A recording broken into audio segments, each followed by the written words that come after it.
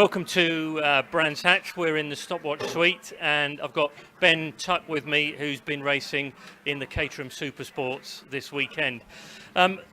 Yesterday, clearly a frustrating race, and a little bit again today, Ben. What was the reason for the frustration? Yeah, really frustrating. I'd say it was slightly worse yesterday, but we've had an engine issue. In qualifying, we were forced to change the engine. It was just about to go bang. Put a new one in for race one, and it wasn't quite on the pace. Needs to be running a bit more. So it's a little bit better today, but you're always thinking, what if? Could have been more. So roughly how much were you down a lap? I'd say yesterday I was probably about 4 or 5 tenths down a lap, and today probably 2 or 3 tenths off. So it is slowly getting better. So hopefully by the time maybe we'll do a test day before the next round, and it should be on the pace. But it's going to take a bit of time. Well, 2 or 3 tenths around the Indy circuit is a lot of time, isn't it? Now, the guests of yours and friends and family who've been watching, there was a big cheer during that race because I'm guessing that after the Code 60, you were eagle-eyed and watching. And I've got to ask you this question. When you were a little boy and you used to go to people's parties, were you really good at musical chairs? Yes, I always win.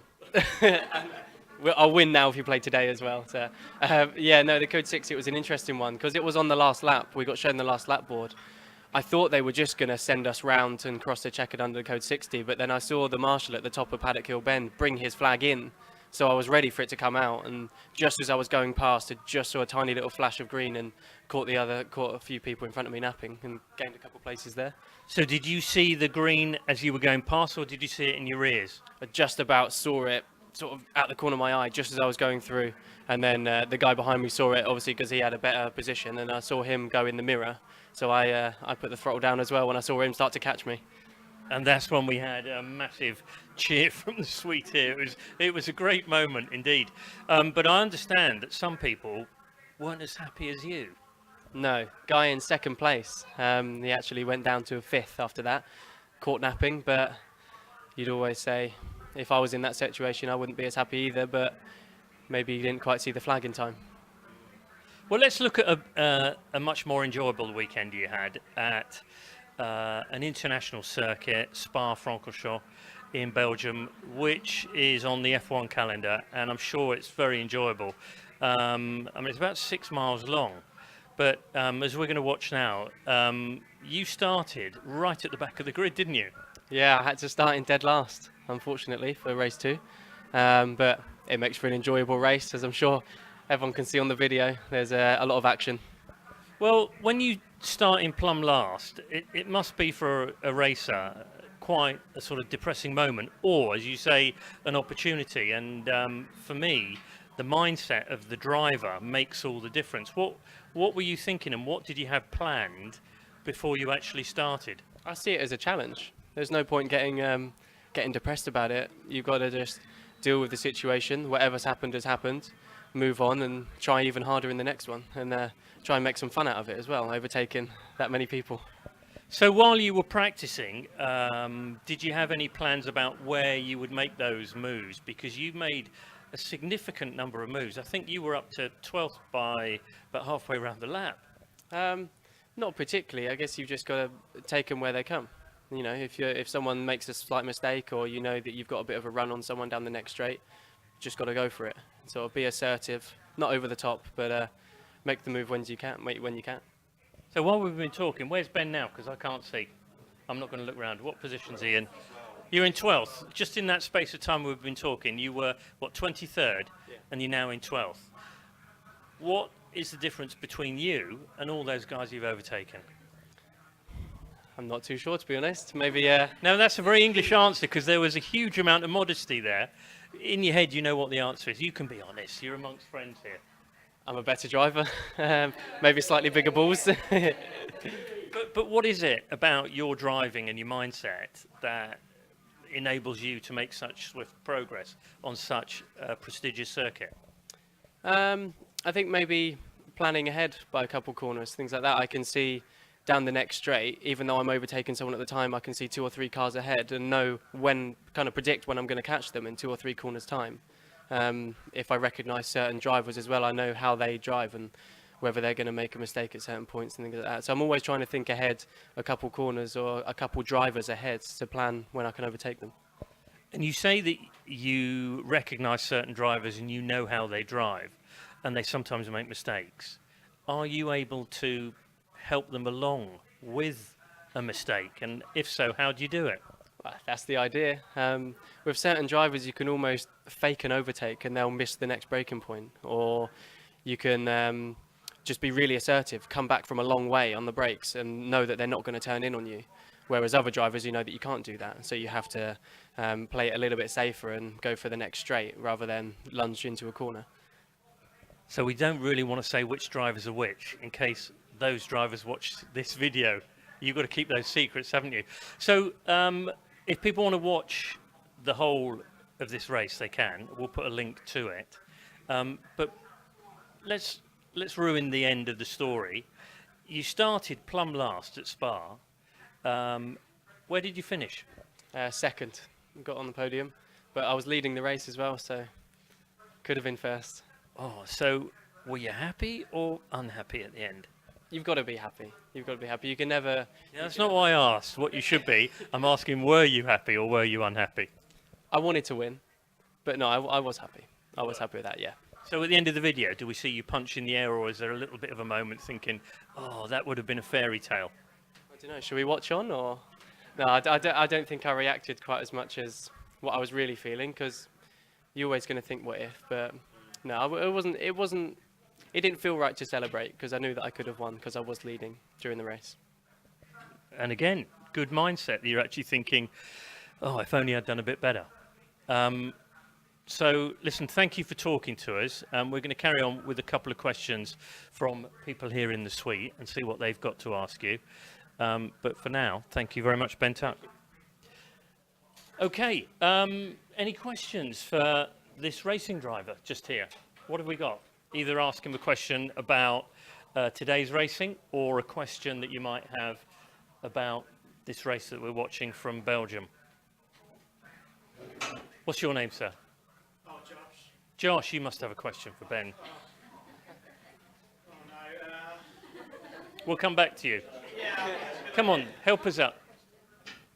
Come on over, and... All right, well, I'll come over here, go on. How do you keep that determination and focus? Because that is such a difficult thing to do, especially when you're under so much pressure. It's just, how do you do that? What training do you do for your mind to keep to make you so focused? That is a great question, because I struggle when I'm on racing games with that focus. So, focus. You struggle on the what? Yeah, mental preparation is one of the biggest factors to do with driving. I mean, I think there was an interview with Alain Prost and he was talking about Senna, and he said that as times go on, even back in them days when they were racing, sort of 70-80% of your race is either won or lost before the race has started. It's all mental preparation. I think you've got to just, as I said before, try not to dwell on the negatives for too much. You know, don't ignore them completely, because they help you grow stronger and be better. But once it's happened and once you've figured out a way to make it better, just forget about it and move on. So, but during that race, how do you keep that focus on exactly what you're doing? You know, your mind doesn't wander perhaps to, what am I having for tea tonight? Or did I set Sky to record? How do you keep that focus? Determination to win. Never give up until the checker flag is dropped. Good. Right, Josh, you've had plenty of time to think. Come on over and ask your question. You don't want to go on the camera either? Okay, we're going to go over here. Josh. Well, so early in this race that we had today, there was a kind of a nasty crash on that corner. Was that a case of, in your opinion, of someone not knowing the driver they're against, and like how would you go about avoiding that kind of incident? And does it ever play on your mind as like, well, that could happen at any point, and obviously that's going to affect the positioning? Great question, actually. Yeah, how that accident that happened at Paddock Hill Bend. What's your opinion as to why it happened, and does that detract from your focus about, oh, that could happen to me? To be honest, I didn't really see it too well. All I know is that I'm guessing they were going too wide into paddock, and they've sort of connected wheels, because that's easy to do in Caterhams because you've got the front wheel sticking out. So I don't really know too much what happened, but yeah, it does play on your mind when you first see it, and especially seeing a car go up in the air. You think, well, if I try and go up the inside of someone, is that going to happen to me? But again, going back, I know I keep saying it, but you've just got to try and keep going and not think about it too much. So, are you an optimist? I try to be when I'm racing. Do you do the lottery? No, I don't. I don't do the lottery. So you're kind of a realistic optimist. Yeah. I guess I'd put it as that. Okay. Girls, we've got some young children here today. Have you got a question for a racing driver? Have you got a question? Go on. Do you want to ask him what his favourite sweets are? Does he play Angry Birds? Do you want to ask him that question? Go on, ask him. Ask him if he plays Angry Birds. Who's going to ask the question?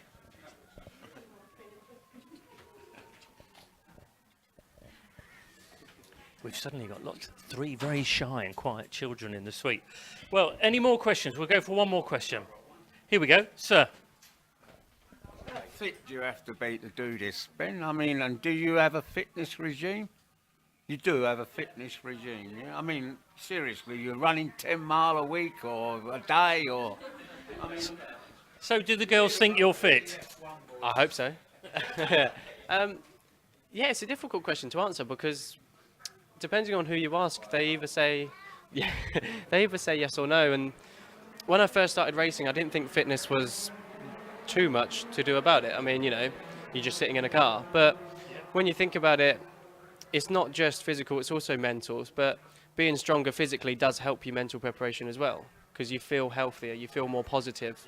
Say exercise and releases endorphins and things like that. And it does help you focus more, I think, if you're physically fitter. So yeah, I like to keep fit. I go to the gym for 3 or 4 times a week. I don't really like... But what do you do when you're at the gym? Do you sit there and watch the ladies training, or do you actually train yourself? It depends if they're looking or not. But if there's mirrors, I can't really get away with it. But no, I do not quite a lot. I do a little bit of upper body strength and a bit of cardio as well. So nothing too overboard, and not like I'm going to be a bodybuilder or anything. But just it also sharpens up your reactions if you've got more muscle mass. So if you've got more muscle mass to fat ratio, it does actually help your nerves and sharpen up your reactions as well. Like we saw today. Yeah. Mr. Musical Chairs. Yeah. Okay, so Ben Tuck, thank you very much. Can we have a round of applause? Thank you very much, Ben. All right.